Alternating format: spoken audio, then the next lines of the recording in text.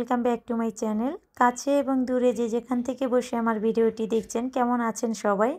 আশা করছি সবাই ভালো আছেন। আমরাও আলহামদুলিল্লাহ ভালো আছি। প্রায় অনেক দিন পর একটা ভিডিও নিয়ে চলে আসলাম। হয়তো আপনাদের কাছে ভালো লাগবে। যাই হোক, আমি এখানে কিছু শখের জিনিসপত্র কেনাকাটা করেছিলাম। আর এই জিনিসপত্রগুলো নিয়ে কিন্তু একটা ভিডিও অলরেডি আমি আমার চ্যানেলে দিয়েছি। আপনারা চাইলে দেখে নিতে পারেন। ওখানে ডিটেইলসভাবে বলা আছে। আজকে ডিটেইলসে আর দেখাবো না। তো গত ভিডিওটা যেখান থেকে শেষ করেছিলাম ওখান থেকেই আজকের ভিডিওটা শুরু করছি। যেহেতু এই জিনিসগুলো খুব শখ করেই কেনাকাটা করেছি, তাই ভাবলাম আজকে এই জিনিসপত্রে আমি রান্নাবান্না করব। মানে যে প্যানটা কিনেছি এই প্যানে আজকে রান্না করে দেখব এই প্যানটার কী অবস্থা।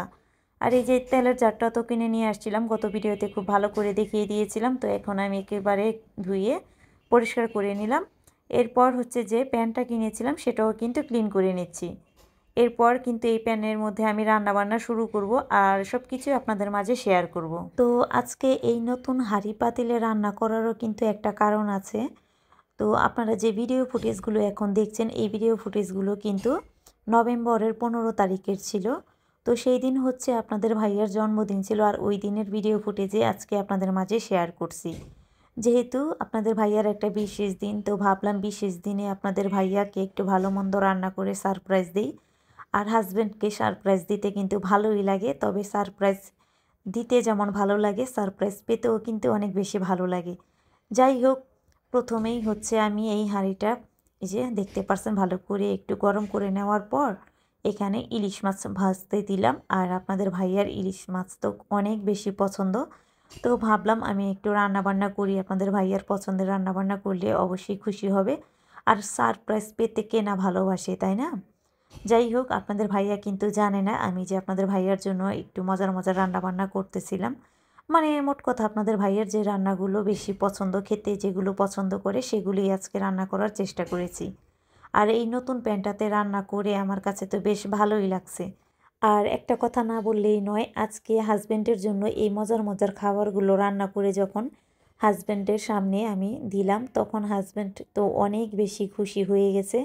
আর খুশি হয়ে সে আমাকে সাথে সাথে 1000 টাকার 2টা নোট দিয়ে দিয়েছে। তো আমি তো আরও বেশি খুশি যে সামান্য পরিমাণ রান্নাবান্না করেই আমি আজকে 2000 টাকা পেলাম।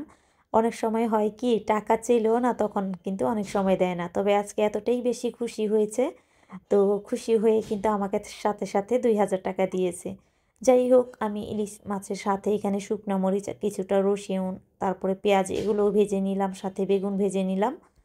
এরপর আমি একটু টমেটো ভর্তা করব, টমেটোটাও কিন্তু ভেজে নিব। আর মাছগুলো কিন্তু আমি খুব সুন্দর মতো ভেজে নিছি।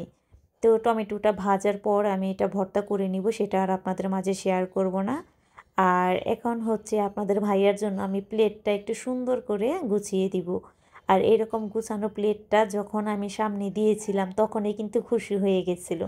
আর এতটাই খুশি হয়েছিল যে সাথে সাথে আমাকে টাকা দিয়েছিল, তো আমি তো আরও বেশি খুশি হয়েছিলাম। যাই হোক, আমার আজকের ভিডিওর কোনো অংশ যদি আপনাদের কাছে ভালো লেগে যায় তাহলে প্লিজ একটি লাইক দিতে কিন্তু ভুলবেন না। সেই সাথে আমার চ্যানেলটি সাবস্ক্রাইব করে আমার পাশেই থাকবেন। তো আজকের মতো এখানেই বিদায় নিচ্ছি। সবাই ভালো থাকবেন, সুস্থ থাকবেন। আল্লাহ হাফেজ সবাইকে।